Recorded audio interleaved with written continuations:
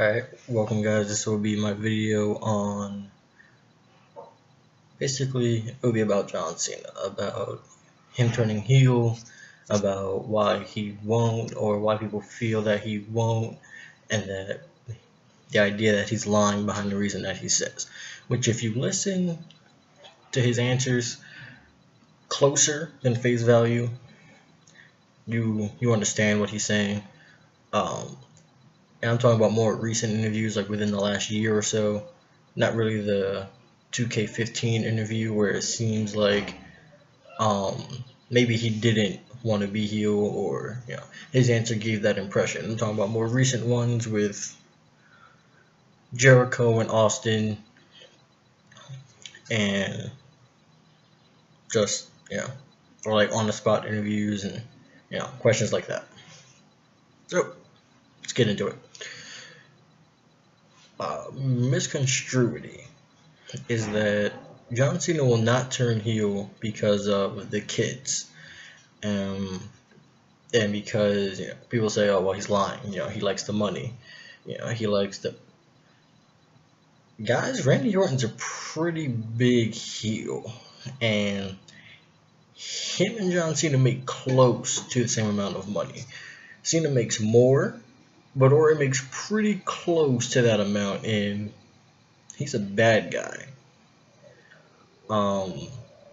So that's not really as much as you would like to think. Cena gets like 60% of like merchandise of his, or whatever percent you would like to think he has. He actually doesn't get like an extraordinary amount from it. At least not like the percent isn't like an extraordinary amount. It's like about last time I checked, it was about 10% of his merchandise sales is what he get. About 10%, which in the grand scheme isn't a whole lot. Think about it. Isn't a whole lot in the grand scheme of things when you compare it to the amount that WWE gets from it, and then the 10% he gets. It's really not that much money, and honestly, he's made his money. If you watch Total Divas, you've seen his house, you've seen the cars he has. At this point, I don't think it's really about him having money. And to me, at least, Cena's never really gave off the vibe of he's doing this for money. That's just me. You may feel differently about it.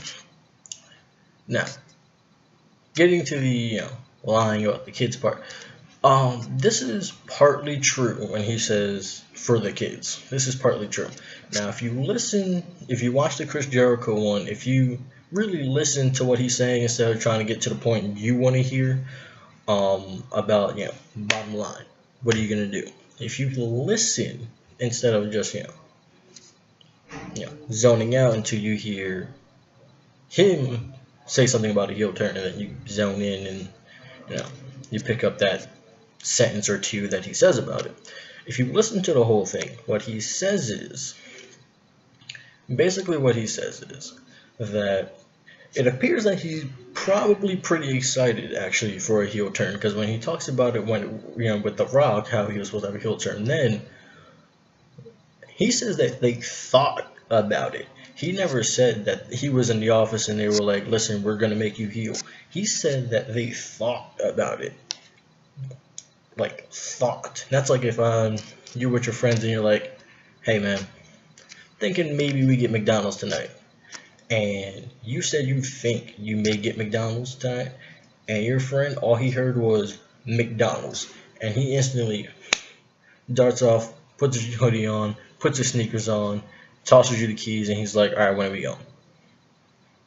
That's essentially why I feel like Cena was actually probably excited for your heel turn, and why I feel like he probably wants one before he leaves. He would like to go back to being heel, because if you remember, from OVW, Cena was a heel. Prototype was a heel character.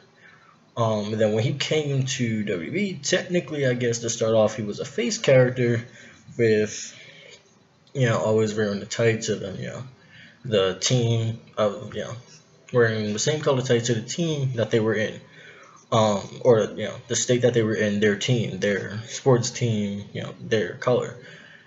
if you remember, he was kind of a face then too. You know, he wasn't that established, but he was a face. He had that great match with Jericho. You know, great match for like his first pay-per-view. Great match for him. And from there, who's actually supposed to get the push from there? And if you listen to the Jericho, what he says on multiple occasions is that he was actually supposed to win that match. And say what you want about the times passing. Well, I say the times passing, but say what you want about Cena buried people. We'll talk about that in a separate video. But talk about burials in a separate video in general, not just Cena burials, but burials in general in a separate video. But say what you want, but back then I feel like you listened to more because you were big, and at the time of those guys, there were big draws, and then there were big draws. Like there were a lot of like big draws, but you didn't have the amount of big draws and the amount of people that people love as you do today. You had a lot of people with maybe like a cult following, around, some people like Scotty Too Hottie, Too Cool, those guys.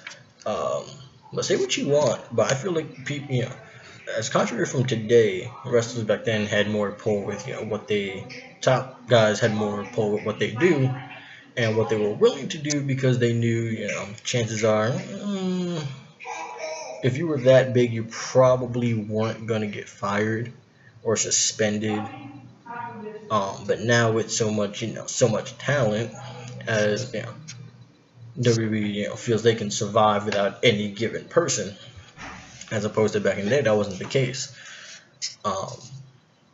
That they knew they needed certain people to survive, as opposed to now, where you can make the case that they still believe they need certain people to survive now, but you can make the case that now they feel like they're more expendable and they can groom more people to be back in that place.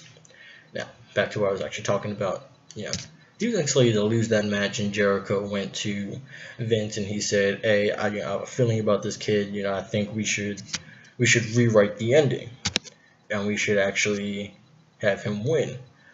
Now, according to Jericho, Vince was on the edge about this and never really gave a solid answer, but Jericho basically changed the script, basically. He never gave a sure answer, and Jericho got in a little bit of trouble for this, is what you'll get from certain interviews of his. He'll say it in passing that he got in a little bit of a talking to for that, because Vince didn't give a definitive answer. But because it ended up being the right decision, and the crowd liked it, and ended up being a good decision, Jericho wasn't in a whole lot of trouble. But because Vince never gave a definitive answer of, okay, we can change the ending, he got in a little bit of trouble for it. But what Cena actually says, back to the main point of what he actually says is that he does not want to turn heel before there is a hero, so to speak. Now, you can say he's lying all you want, but when you break it down, you think about it. Think about all the other eras in wrestling, right? Think about it. Hulk Hogan was the hero, the guy. And when he left to go to, when he changed and he ended up, becoming a bad guy. Well, Ultimate Warrior was the superhero. Ultimate Warrior was the superhero. Or you can say Bret Hart was was Bret Hart around at the time? I don't remember. But, there were guys to take over a superhero role, such as, that Hogan left behind when he left. There was guys to take that superhero role. Now, whether I got the names right, not exactly sure, because I don't remember when exactly Bret left. I think, I don't remember exactly when Bret left. I know he did go to WCW though as well, and don't exactly know when Ultimate Warrior left, but I feel like he was still around. But yeah, don't know all the stuff off the top of my head. Sorry. But the point remains the same. There were guys to take over the superhero role that was left, and that's a big thing. Like when there needs to be in wrestling, whether you agree with it or not, there always has to be a guy that's that role. Now during the Attitude Era, you had DX were the main bad guys, and then the Corporation were the main bad guys. Or you can say DX were the main like anti-establishment, and Corporation was the main bad guy. However you want to do it, but there always has to be a main bad guy consistently, which is easier for WWE to do, which is why the main bad guy shifts so often. Obviously not when it comes to this authority angle. It's been there for a few years now, but it's easier for them to make somebody a huge heel than to make somebody the new Superman. Because when you think about it, all you have to really do to get it somebody, a heel person and get fans to buy it is when you get a hero that they really like, or get a guy who's not a superhero, but get them a guy that they love, who's a face, or maybe not anti-establishment. Anti-establishment won't work, because then it won't make sense if they flip onto the authority side, which is, ultimately what happened when Austin turned. It was weird because he was billed as anti-establishment. So had he just been booked as a face, and he was kind of just doing his own thing, and then he decided to turn heel because whatever. But it didn't make sense because he had titles already. He didn't need Vince's help for the title. Didn't need help to beat the crap out of The Rock or the Chair, and he was anti-establishment. It made no sense, but you need a guy who's a face. People like if Dean Ambrose, right? He's not really anti. He's anti, but he's not really anti-establishment. Really, he's had spats with the Authority, but I don't think they've been big enough to where him turning would be like a. But I think he's actually should be heel person, and we're going to exclude Roman Reigns because people want him to be heel anyway. We'll talk about him in a separate video. But there always has to be a Superman. Now, while you can say, well, Austin wasn't a Superman, while The Rock was, the bad guy, also wasn't. Don't lie. Don't lie to yourself. Austin was the superhero. Now, maybe he wasn't the stereotypical superhero. He was more like Hancock, like Will Smith. But he was everybody's hero during the Attitude Era. You needed help, what happened? Austin showed up. DX wreaking havoc, Austin showed up. The Rock's being a bitch, Austin shows up. Nation of Domination, Austin shows up. And we loved it. Why? Because people didn't grow complacent with Austin. Because Austin was, back then they had more free room to, this is your character, do what you do with it. Do what you do with it. Have fun. Ruthless Aggression was also like that, which is why so many people loved John Cena when he became a heel, when he turned into a bad guy. And if you remember, his thing was kind of gradual. Like it was, he was a good guy, then a match, he uses the ropes to win.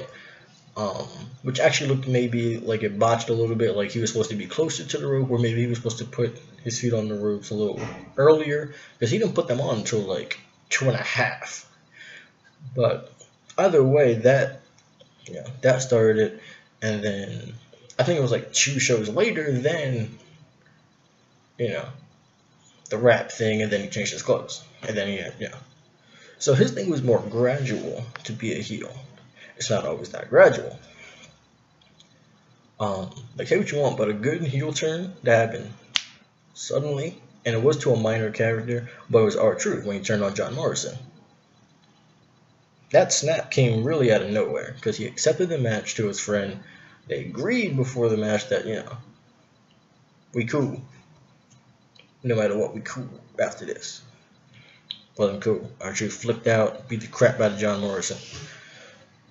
Um, but say what you want, but each era of wrestling has had a superhero, and whether that superhero turned or not, well, when they turned, there's always been guys below him to take over the superhero role.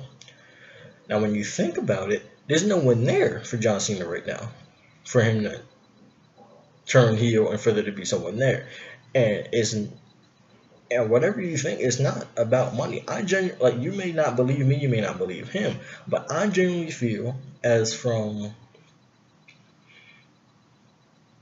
interviews he's done, and I've actually met John Cena once. It wasn't for an extended period of time, but it was before a show, before Raw, and he happened to be he happened to be around. We had well, they weren't VIP tickets, but they were like tickets that were like we got to like not by ourselves, like there was a security guard with us, but we got to like walk around a little bit before the show. Like everybody wasn't there already, like it wasn't chaotic. It was like a hefty amount of hours before the event. It was about say about 5 hours before the event, and John Cena happened to be there early, and he was really one of the only people there at the time. And this was a few years ago. I'm 20 now. This probably was about when I was, say, about 15. I don't even know if they still offer these tickets. I'm not sure. I haven't been to like a Raw, SmackDown pay-per-view in a while. Um, but I met John Cena, and he, we didn't have an extended period of time, but he was awesome. I had a Word Life shirt on, the original one with like the legend logo kind of Word Life, and he's laughing, he's smiling, he's autographing people, and he happens to turn around, and he happens to see my shirt, and he kind of just like he laughs and smiles, and I don't know what to do. Like, I'm a huge Cena fan. I don't know what to do. I don't know if I'm supposed to say hi. I don't know what I'm supposed to do. So I'm kind of just looking at him like, is that a good laugh? Is that a bad laugh? What's happening? It ended up being a good laugh. He laughs and he smiles, and he's like, I remember that, and he's like that was really fun. And he says, he's like that was really fun, and I was like, oh, and I just laughed too, and I was like, I'm a huge fan, and he said thank you, and he actually ended up, signing the shirt for me. Um, he ended up signing the shirt, and I had like a small little book type thing. It was like a small booklet I had gotten from school, and I don't actually remember why I brought it. To be honest with you, I don't really remember. I wrote it so I could write down the results of the matches, so I can bring it home. Um, and unfortunately, I don't have that book with me. I'm in my college dorm. That book is unfortunately at my house, just like the T-shirt is. And he actually signed that as well, and it meant so much to me because I love John Cena. He was such a nice guy. And say what you want, oh, well, he's pandering, or he could have just laughed and said that was fun and left. He could have laughed, or he didn't have to remark about the shirt, because I mean, it wasn't just me there. It was me and my dad there, and there was a couple other people. Like, it wasn't like 20 people deep, but it was a few amount of people, and those people, they were a little before while other people came in. We got to go around and get more autographs if we wanted to, or go get early seats, because I don't know if you've ever been to an event, but it is a hassle to get to your seat. It is a hassle. Like, you need to be in your seat like an hour before if you wanted to avoid like hassle. So I don't know what those people ended up doing. But he was on the way to his locker room, and he just happened to remark about the shirt and signed the book for me, and said thank you again, and ended up having, and like he He was like, I hope you enjoyed the show, and I'm freaking, you know, I'm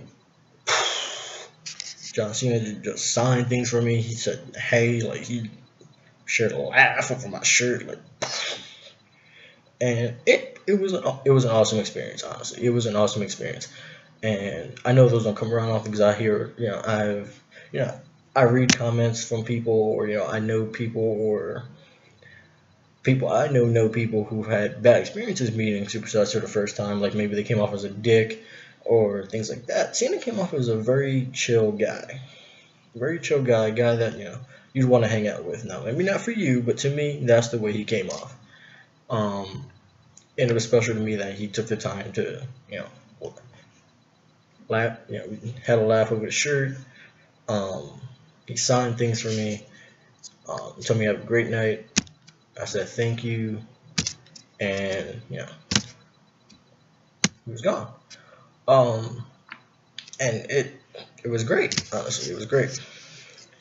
So I feel as though you have to read between the lines and really listen to what he's saying when he talks about the heel turn, because he never actually says no, I'll never turn ever.